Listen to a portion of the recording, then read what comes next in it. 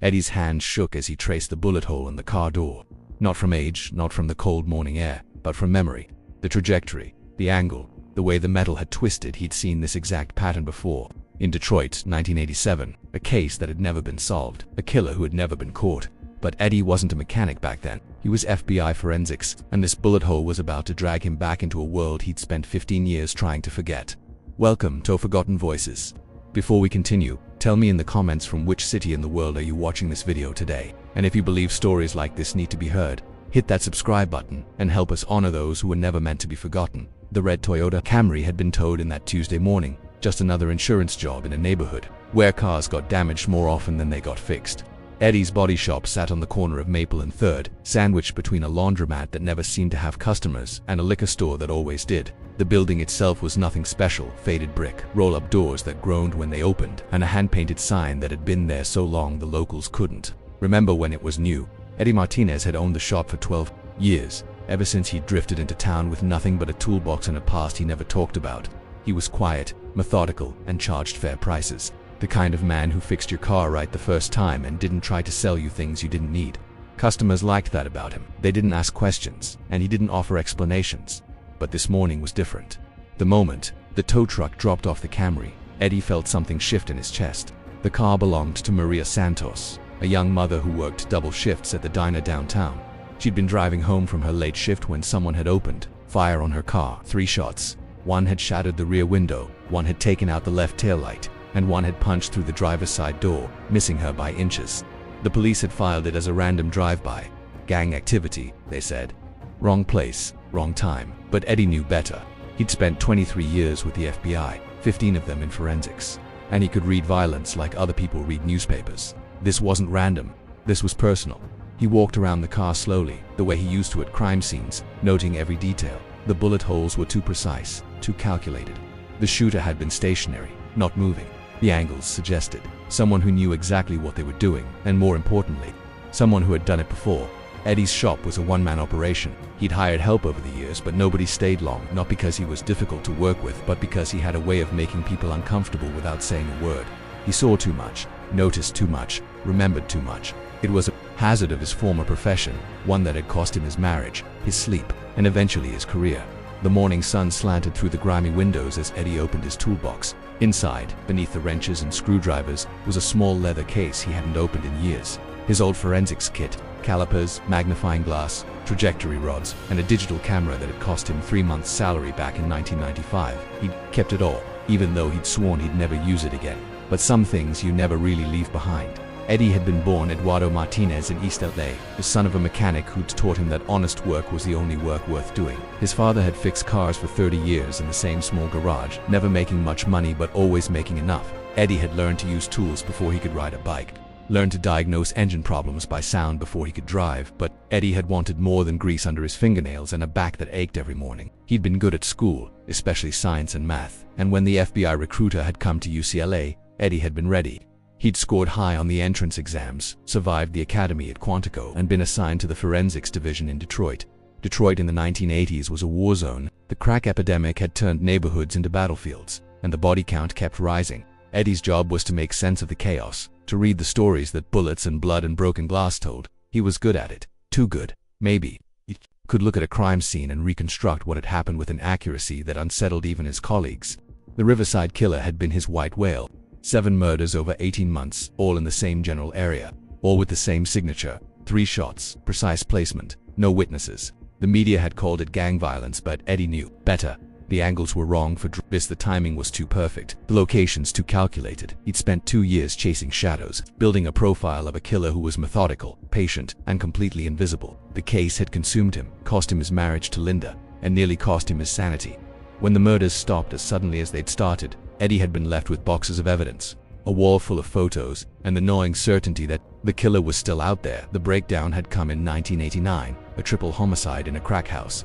Bodies arranged in a pattern that made no sense to anyone else but spoke to Eddie like a signature. He'd stood in that room for 6 hours, talking to the corpses, trying to make them tell him their secrets. When his partner had found him, Eddie had been drawing trajectory lines on the walls with a piece of chalk, muttering about angles and velocities and the mathematics of death. The FBI had been understanding. They'd given him medical leave, psychological counseling, and eventually a desk job in white-collar crime. But Eddie couldn't shake the feeling that he'd left something unfinished. The Riverside Killer was still out there, still killing, and Eddie was the only one who understood how. He'd resigned in 1995, taken his pension, and disappeared. For 5 years, he drifted around the country, working odd jobs, trying to forget. But you can't forget 23 years of seeing the worst of humanity. The knowledge stays with you, like a scar that never quite heals. He'd ended up in Millbrook because it was the kind of place where nobody asked questions. A small town 2 hours north of the city, where the biggest crime was usually someone stealing copper from construction sites. Eddie had rented the garage, bought some tools, and tried to build a life that had nothing to do with death. For 12 years it had worked.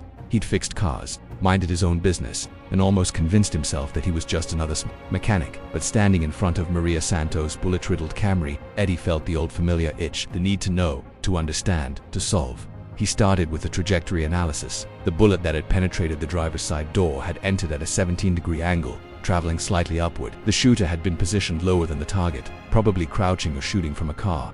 The impact pattern on the metal showed characteristics of a .38 caliber round, fired from approximately 20 feet away. Eddie had seen this before, not just similar, identical, the same angle, the same caliber, the same distance. In Detroit, 1987, a young woman named Carmen Rodriguez, driving home from work, shot 3 times while stopped at a red light. The case had been one of the Riverside Killer's first victims, but that was impossible. The Riverside Killer had operated in Detroit 37 years ago.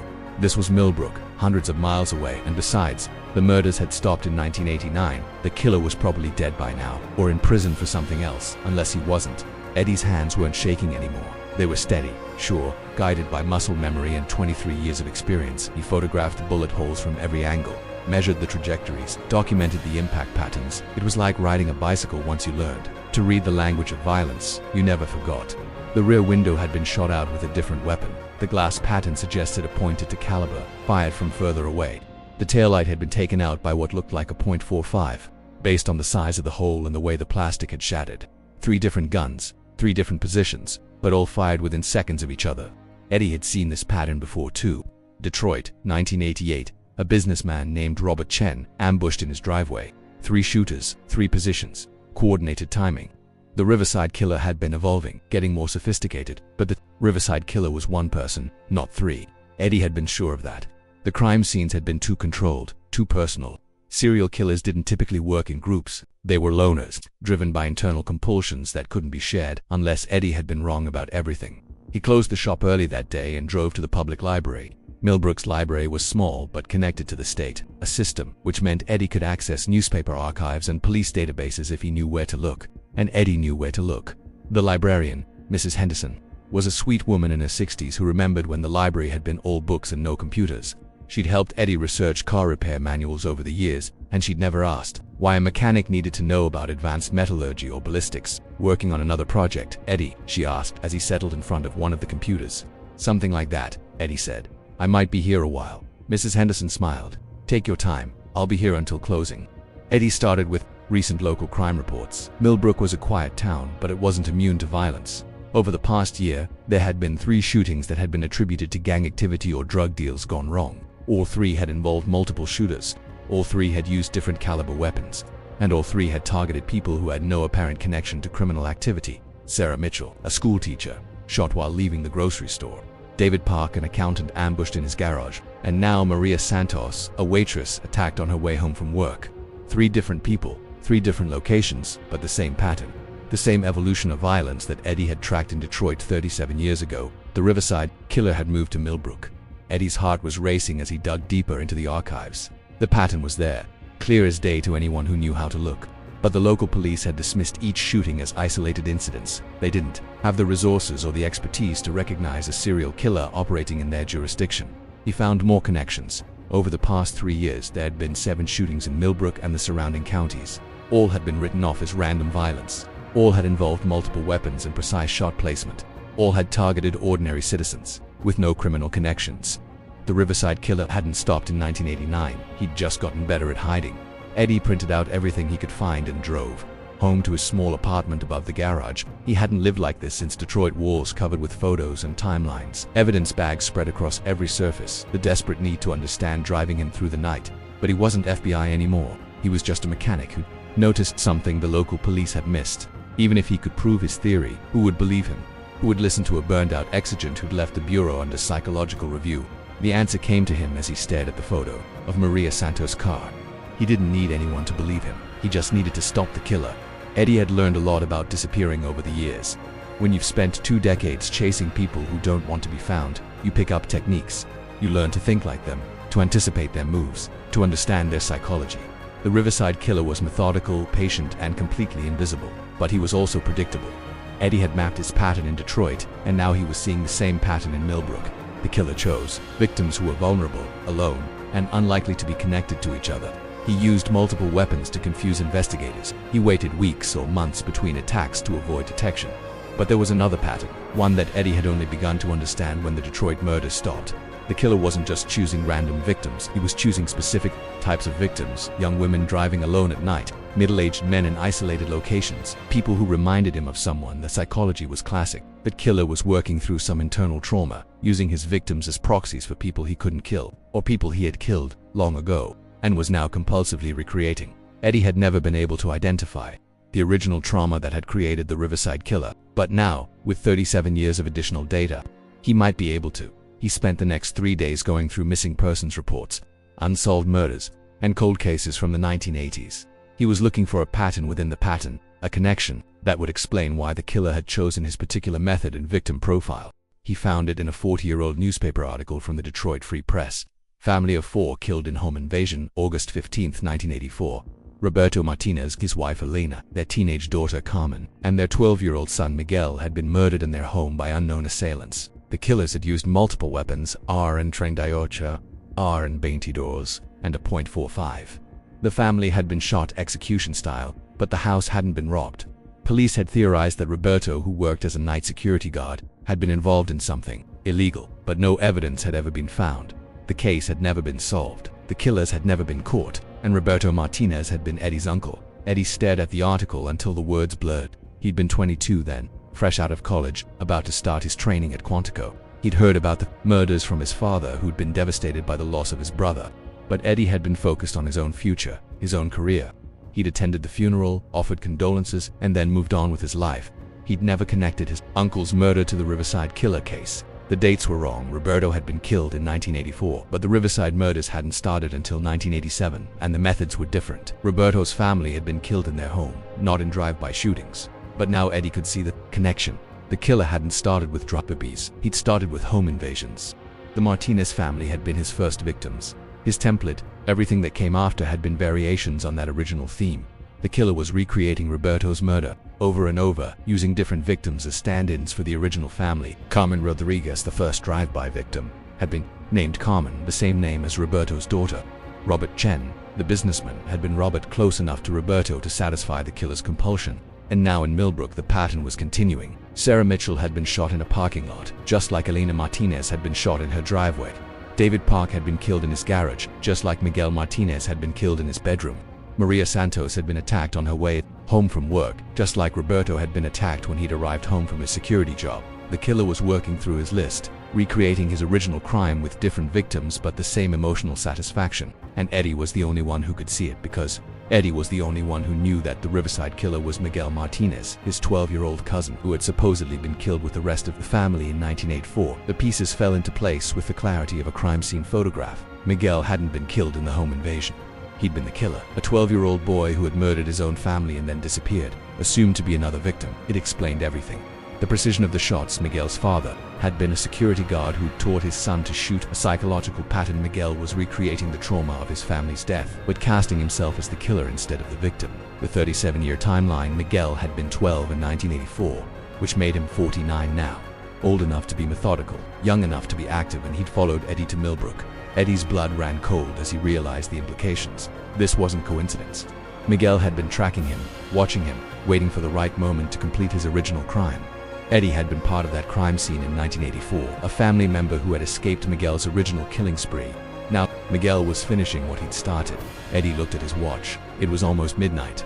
He'd been in the apartment for 6 hours, connecting dots and following threads that led back to a 12-year-old boy who had killed his own family and then spent 37 years perfecting his technique. He needed to call the FBI. He needed to call the local police. He needed to call someone who could stop Miguel before he killed again. But first, he needed to figure out where Miguel was going to strike next. Eddie spread out a map of Millbrook on his kitchen table and marked the locations of all the shootings. There was a pattern here too, one that he'd missed before. The locations formed a rough circle around the town center, with each shooting happening progressively closer to Eddie's garage. Miguel was spiraling inward, getting closer to his final target with each attack, and Eddie was at the center of the spiral. The next morning, Eddie didn't open the shop. Instead, he drove to the police station and asked to speak to Detective Ray Morrison, the lead investigator on the recent shootings. Morrison was a good cop, competent and thorough, but he didn't have the background to recognize a serial killer operating in his jurisdiction. "Mr. Martinez," Morrison said, gesturing to a chair across from his desk. "What can I do for you?" Eddie had rehearsed this conversation during the drive over. He needed to be credible, professional, and convincing. He couldn't afford to sound like a paranoid ex-agent with a conspiracy theory. "I've been looking at the recent shootings," Eddie said. "I think they're connected." Morrison leaned back in his chair. "Connected how?" "Same methodology, same victim profile, same escalation pattern." Eddie pulled out the photos he'd taken of Maria Santos' car. "I used to work forensics for the FBI.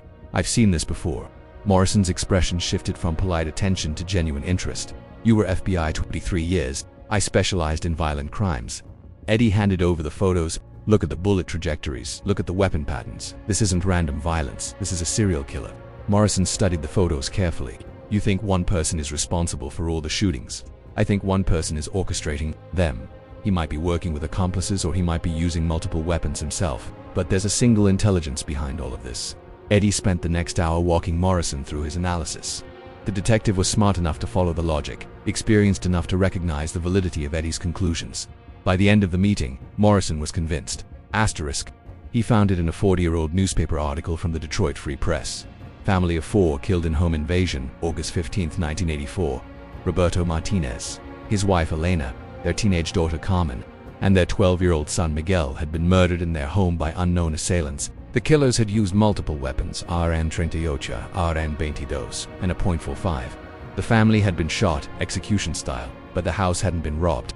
Police had theorized that Roberto, who worked as a night security guard, had been involved in something illegal, but no evidence had ever been found. The case had never been solved, the killers had never been caught, and Roberto Martinez had been Eddie's uncle. Eddie stared at the article until the words blurred. He'd been 22 then, fresh out of college, about to start his training at Quantico. He'd heard about the murders from his father, who'd been devastated by the loss of his brother. But Eddie had been focused on his own future, his own career. He'd attended the funeral, offered condolences, and then moved on with his life. He'd never connected his uncle's murder to the Riverside killer case. The dates were wrong. Roberto had been killed in 1984, but the Riverside murders hadn't started until 1987, and the methods were different. Roberto's family had been killed in their home, not in drive-by shootings, but now Eddie could see the connection. The killer hadn't started with drive-bys, he'd started with home invasions. The Martinez family had been his first victims, his template. Everything that came after had been variations on that original theme. The killer was recreating Roberto's murder, over and over, using different victims as stand-ins for the original family. Carmen Rodriguez, the first drive-by victim, had been named Carmen, the same name as Roberto's daughter. Robert Chen, the businessman, had been Robert close enough to Roberto to satisfy the killer's compulsion. And now, in Millbrook, the pattern was continuing. Sarah Mitchell had been shot in a parking lot, just like Elena Martinez had been shot in her driveway. David Park had been killed in his garage, just like Miguel Martinez had been killed in his bedroom. Maria Santos had been attacked on her way home from work, just like Roberto had been attacked when he'd arrived home from his security job. The killer was working through his list, recreating his original crime with different victims but the same emotional satisfaction. And Eddie was the only one who could see it, because Eddie was the only one who knew that the Riverside killer was Miguel Martinez, his 12-year-old cousin, who had supposedly been killed with the rest of the family in 1984. The pieces fell into place with the clarity of a crime scene photograph. Miguel hadn't been killed in the home invasion. He'd been the killer, a 12-year-old boy who had murdered his own family and then disappeared, assumed to be another victim. It explained everything. The precision of the shots. Miguel's father had been a security guard who'd taught his son to shoot. The psychological pattern. Miguel was recreating the trauma of his family's death, but casting himself as the killer instead of the victim. The 37-year timeline. Miguel had been 12 in 1984, which made him 49 now, old enough to be methodical, young enough to be active, and he'd followed Eddie to Millbrook. Eddie's blood ran cold as he realized the implications. This wasn't coincidence. Miguel had been tracking him, watching him, waiting for the right moment to complete his original crime. Eddie had been part of that crime scene in 1984, a family member who had escaped Miguel's original killing spree. Now, Miguel was finishing what he'd started.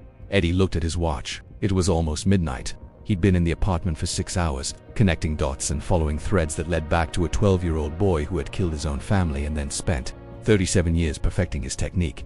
He needed to call the FBI.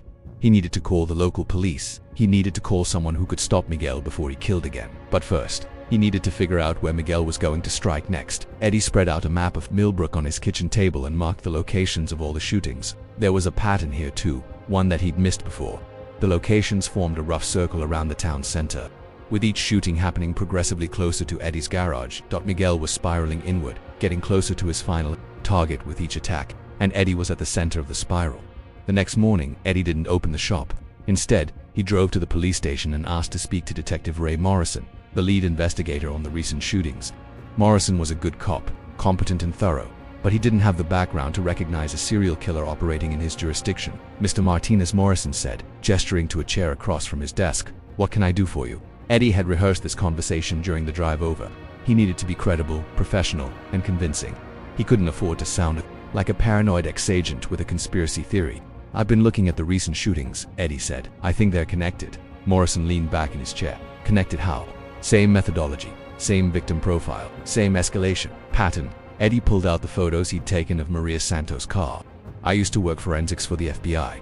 I've seen this before." Morrison's expression shifted from polite attention to genuine interest. "You were FBI 23 years. I specialized in violent crimes."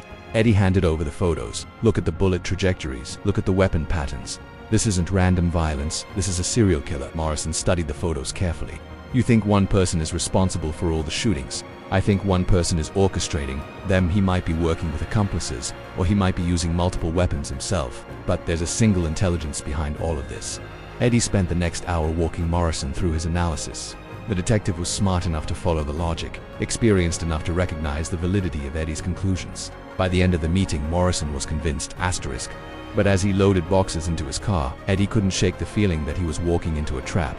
Miguel had been planning this for 37 years. He'd been patient, methodical, and completely invisible. Now that he was ready to make his move, Eddie didn't think he'd be stopped by a task force or a psychological profile. Miguel had been 12 years old when he'd killed his own family. He'd spent the next 37 years perfecting his technique, learning from his mistakes, becoming the perfect predator, and Eddie was his final target. The drive to the police station should have taken 15 minutes. Eddie made it in 12, pushing his old pickup truck harder than he'd driven it in years. The boxers of evidence bounced in the bed, and Eddie's service weapon pressed against his ribs where he'd holstered it under his jacket. The police station was a modest brick building that had been built in the 1970s and updated sporadically since. Then, Eddie had been there dozens of times over the years, usually to provide witness statements for accidents or insurance claims. Tonight he was there as a consultant on a serial killer case. Detective Morrison was waiting for him in the conference room, along with two people Eddie didn't recognize. A woman in her 40s wearing a state police uniform, and a man in his 50s wearing a cheap suit and the tired expression of someone who'd seen too much. "Eddie Martinez," Morrison said, making introductions. "This is Detective Janet Rodriguez from the state police, and Agent Tom Sullivan from the state attorney general's office." Eddie shook hands with both of them, noticing the way they studied his face. They were trying to decide if he was credible or crazy. He'd been in their position before, listening to theories from people who claimed to have inside information about unsolved cases. "Detective Morrison filled us in on your background," Rodriguez said. 23 years with the FBI, specializing in forensics and violent crime. That's impressive. I also had a psychological breakdown in 1989 and left the bureau under medical review," Eddie said. "I'm sure he mentioned that too." Rodriguez nodded. "He did. But that doesn't invalidate your analysis. We've looked at your crime scene photos and trajectory calculations. They're solid work." Sullivan leaned forward. "Tell us about your cousin." Eddie spent the next 2 hours walking them through Miguel's story. The 1984 murders, the Riverside killer case, the pattern of violence that had followed Miguel from Detroit to Millbrook. He showed them the photos, the timelines, the psychological profiles. He explained how a 12-year-old boy could kill his own family and then spend 37 years recreating that trauma with different victims. When he finished, the room was quiet for a long moment. "It's a compelling theory," Sullivan said finally. "But it's still just a theory. We don't have physical evidence connecting Miguel Martinez to any of the Millbrook shootings. We don't even have proof that Miguel Martinez is alive," Rodriguez added. "The official record shows him as deceased in 1984. Eddie pulled out the note he'd found in his apartment. "He was in my home today. He left me this. Morrison examined the note carefully. We can dust it for prints, but I'm guessing he was too smart to leave any. He's been planning this for 37 years, Eddie said. He's not going to make careless mistakes now. Rodriguez looked at her watch. It's almost midnight, I suggest. We all go home, get some sleep and reconvene in the morning. We'll start building a proper case file. See if we can find any trace of Miguel Martinez after 1984. Eddie shook his head. You don't understand, he's done waiting. He's ready to make his move. What makes you think that? Because he revealed himself to me today. He's been invisible for 37 years, and now he's letting me know he's here. That means he's ready to finish this. Sullivan stood up. Mr. Martinez, I understand your concern, but we can't launch a manhunt based on a theory and a handwritten note. We need evidence. By the time you have evidence, he'll have killed again. Then we'll catch him, Rodriguez said. We've got patrol units watching the potential target areas. We've got your profile to help us anticipate his next move. If he's really operating in Millbrook, we'll get him. Eddie looked around the room, at their faces. They were good cops, competent and well-intentioned, but they didn't understand what they were dealing with. They were thinking like law enforcement officers, following procedures and building cases. Miguel was thinking like a predator who'd been planning this kill for 37 years. Eddie gathered his materials and left the police station feeling more frustrated than hopeful. He'd given them everything he had, and it wasn't enough. They wanted to build a case, but Miguel wasn't going to wait for them to gather evidence. The drive home was tense. Eddie checked his mirrors constantly, looking for the dark sedan or any other sign that he was being followed. The streets of Millbrook were quiet at midnight, but Eddie knew that didn't mean they were safe. He parked behind the garage and sat in his truck for a moment, studying the building. Everything looked normal, but Eddie had learned not to trust appearances. Miguel had been in his apartment once already today. There was nothing to stop him from coming back. Eddie drew his service weapon and checked the chamber. He hadn't fired it in years, but muscle memory took over. Safety off, finger on the trigger, ready to defend himself, asterisk. Shut up, you thought about it, didn't you? During the worst cases, when you were standing over the bodies of children who'd been tortured and killed, you thought about what you'd do to the person who did it. You thought about making them suffer, the way they'd made their victims suffer. Miguel was 5 feet away now, close enough that Eddie could see the madness in his eyes. But he could also see the intelligence, the cold calculation that had kept him free for 37 years. That's what separates us, Eddie. I acted on those thoughts. You just buried them. Last warning, stop moving or I'll shoot. No, you won't, because you're not like me. You're not a killer. Miguel's hand moved to his jacket again, and this time Eddie saw what he was reaching for. Not a weapon, a photograph. He pulled it out slowly, making sure Eddie could see it. It was a picture of Eddie's apartment, taken from inside. Eddie could see his research materials spread across the table, his crime scene photos pinned to the walls. But there was something else in the picture, something that made Eddie's blood run cold. A woman tied to a chair, gagged, with terror in her eyes. Eddie recognized her immediately, Mrs. Henderson, the librarian who'd helped him with his research. She's still alive, Miguel said, but not for long. I left her in your apartment, Eddie, tied up, waiting for you to come home. If you shoot me, she dies. If you arrest me, she dies. If you do anything except exactly what I tell you to do, she dies. Eddie's hand began to shake. Miguel had turned this into a hostage situation, and Eddie was the only one who could save Mrs. Henderson. What do you want? I want you to put down your weapon. Eddie hesitated. Without his gun, he'd be defenseless against Miguel.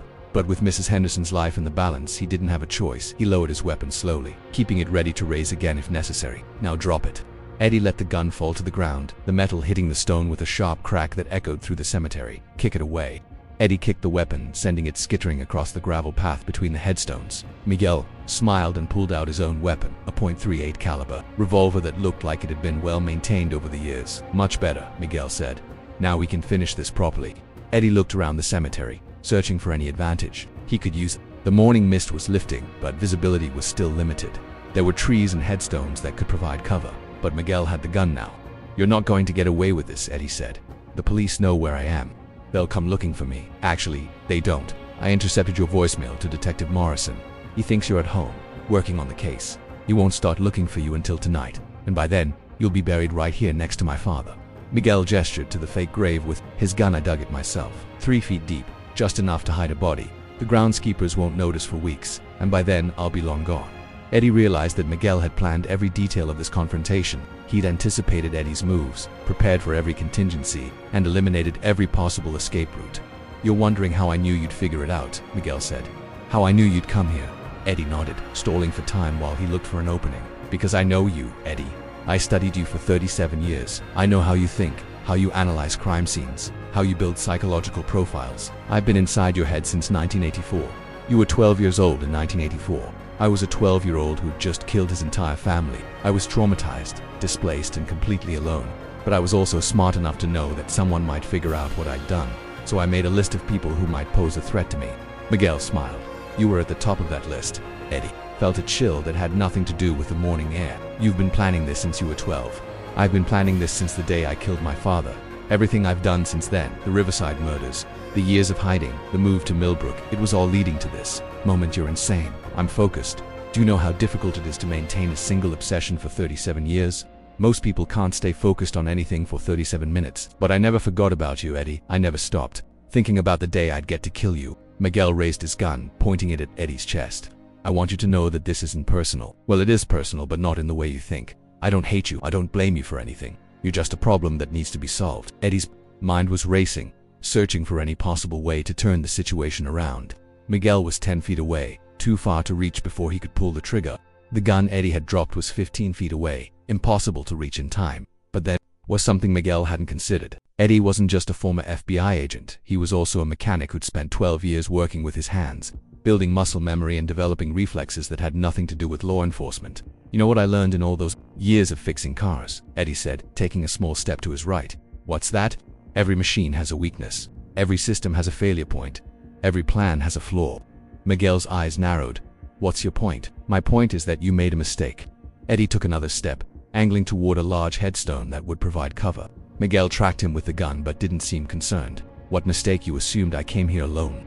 Eddie dove behind the headstone just as Miguel fired. The bullet chipped stone inches from Eddie's head, sending fragments flying. Eddie rolled to his left, using the headstone as cover while he tried to reach his discarded weapon. Miguel fired again, the bullet ricocheting off the stone and whining into the distance. Eddie could hear him moving, trying to get a better angle for a kill shot. You're lying, Miguel called out. You came here alone because you're arrogant. You thought you could handle me by yourself. Eddie reached his weapon and rolled to his right, coming up behind a different headstone. He could see Miguel's position now, about 20 feet away, partially concealed behind a marble angel. I may have come here alone, Eddie said, but I didn't come here unprepared. He fired twice, forcing Miguel to duck behind the angel. Eddie used the distraction to move to a better position, working his way toward the cemetery's main gate. Miguel fired back, the bullet striking the headstone where Eddie had been a moment before. You can't run forever, Eddie. This cemetery is surrounded by a wall. There's only one way out. Eddie knew Miguel was right. The cemetery was designed to keep people in, not out. But Eddie had one advantage. He knew the layout better than Miguel did. He'd been here before, 12 years ago, when he'd first arrived in Millbrook. There was a maintenance shed near the back wall, and behind it a section of the wall that had been damaged by a fallen tree. Eddie had noticed it during his first visit, thinking it was the kind of thing the cemetery commission should fix. Now he was grateful they'd been slow to make repairs. Eddie moved carefully through the rows of headstones, using them as cover while he made his way toward the back of the cemetery. Miguel was following, but he was being cautious, not wanting to expose himself to return fire. You know what the funny thing is? Miguel called out. I actually respect you, Eddie. You're the only person who ever came close to catching me. You understood my methods, my psychology, my evolution as a killer. In a way, you're the only person who truly knows me. Eddie didn't respond. He was saving his energy for the escape attempt, and he didn't want to give Miguel any clues about his position. That's why I saved you for last, Miguel continued. All those other people, the victims in Detroit, the victims in Millbrook, they were just practice. You're the real target. You're the one I've been building toward for 37 years.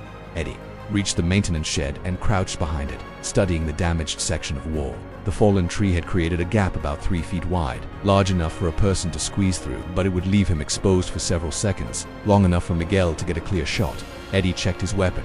He had 4 rounds, left enough for a covering barrage, but not enough for a prolonged firefight. He'd have to make this work on the first try. I know you're back there, Eddie, Miguel said. His voice was closer now, maybe 40 feet away. There's nowhere to run. Why don't you come out and face me like a man? Eddie took a deep breath and made his move. He came around the maintenance shed firing, sending 3 quick shots toward Miguel's position. Miguel dove for cover behind a large headstone, giving Eddie the seconds he needed to reach the gap in the wall. Eddie squeezed through the opening, feeling the rough stone scrape against his jacket. He was outside the cemetery now, in a wooded area that extended for about 100 yards before reaching the main road behind him. He could hear Miguel cursing and crashing through the cemetery, looking for another way out. Eddie had maybe a 2-minute head start, enough to reach the road and flag down a passing car. But as he ran through the woods, Eddie realized that reaching the road wouldn't solve the problem. Miguel would simply disappear again, and Mrs. Henderson would die. Eddie was the only one who could save her, and he was running away. Eddie stopped running and turned back toward the cemetery. He could hear Miguel moving through the woods, probably looking for the gap in the wall. Eddie had 1 round left in his weapon, and he was going to make it count. He positioned himself behind a large oak tree and waited. Miguel appeared at the gap in the wall about 30 seconds later, moving carefully and scanning the woods for any sign of Eddie. Eddie stepped out from behind the tree, his weapon raised. "Drop it, Miguel." Miguel spun around, his gun coming up. For a moment, they stood there facing each other, 2 men with weapons trained on each other's hearts. "You can't save her," Miguel said. "Even if you kill me, you can't save Mrs. Henderson. I rigged the apartment with explosives. If I don't call in every hour, she dies." Eddie's heart sank. Miguel had planned for this contingency too. Even in death, he'd have his revenge. "You're lying, am I? Do you want to bet Mrs. Henderson's life on it?" Eddie kept his weapon trained on Miguel, but his mind was racing.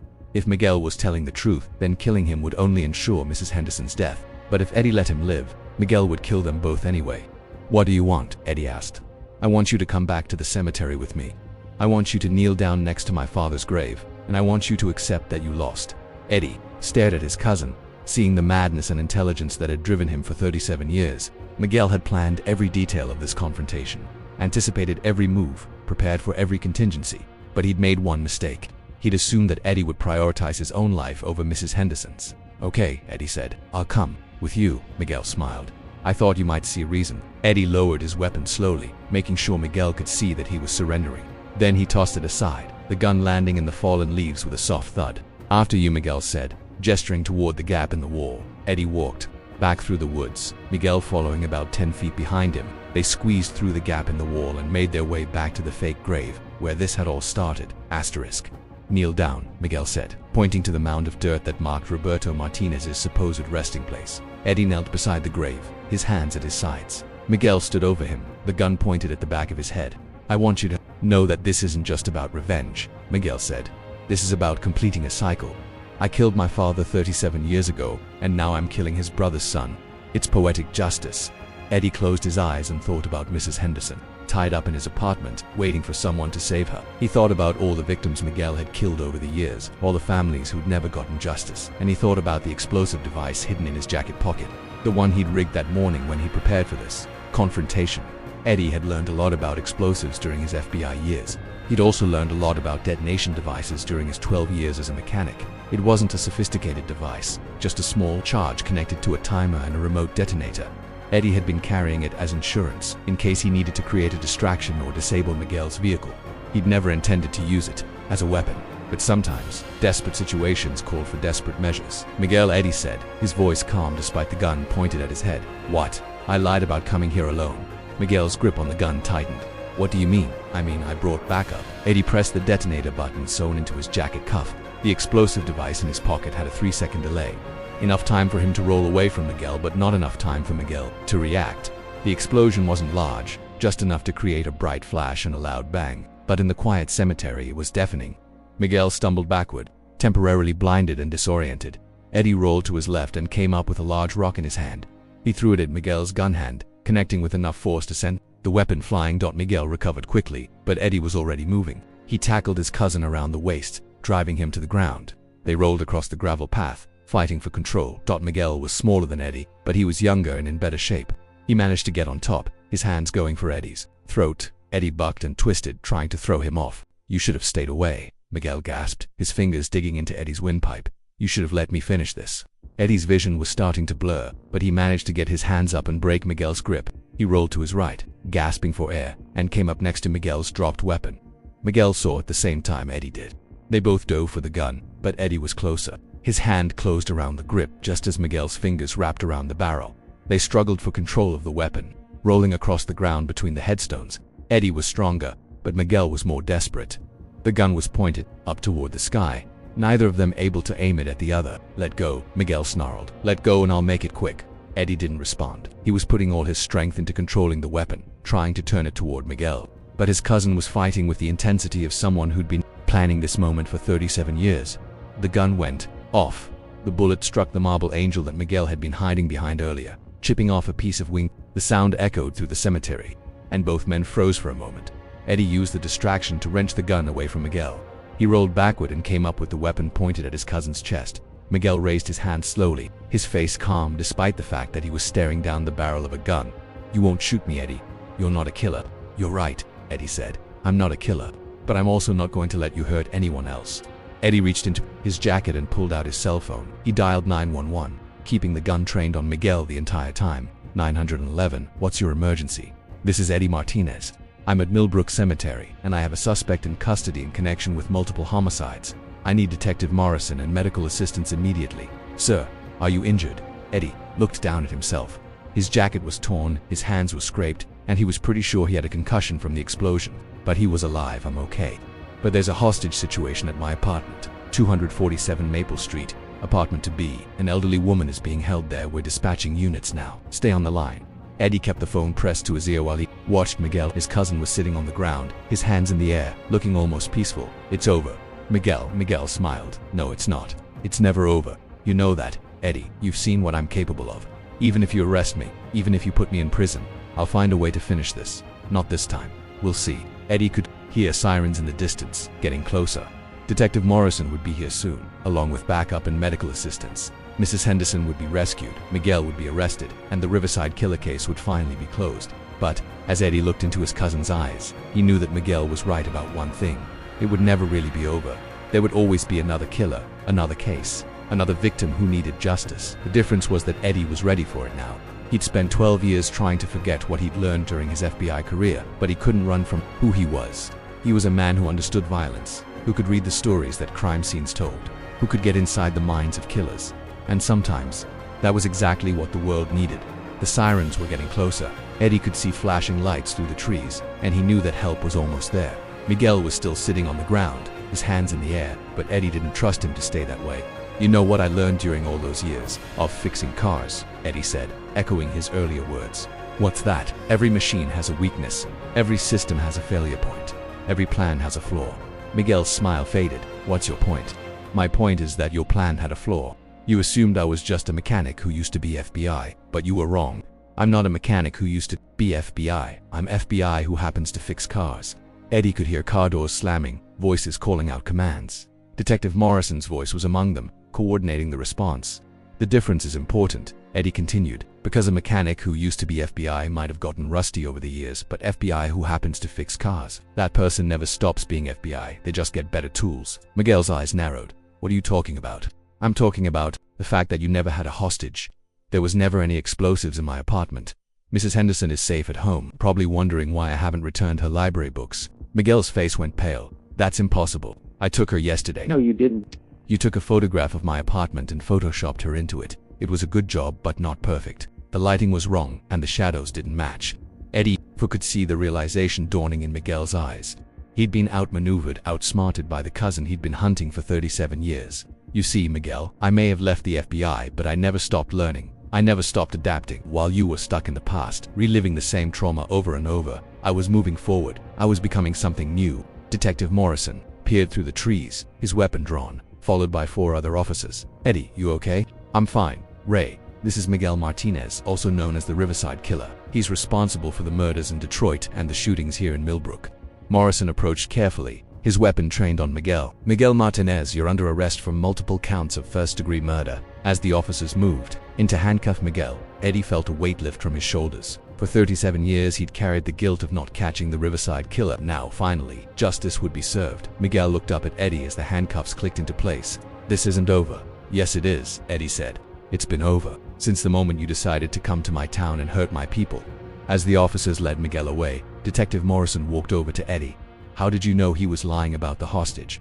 Eddie smiled. "Because I called Mrs. Henderson this morning to thank her for her help with the research. She answered the phone on the first ring and told me she was fine. Miguel had been watching me, but he hadn't been watching her." Morrison shook his head. "You took a hell of a risk, Eddie. What if you'd been wrong?"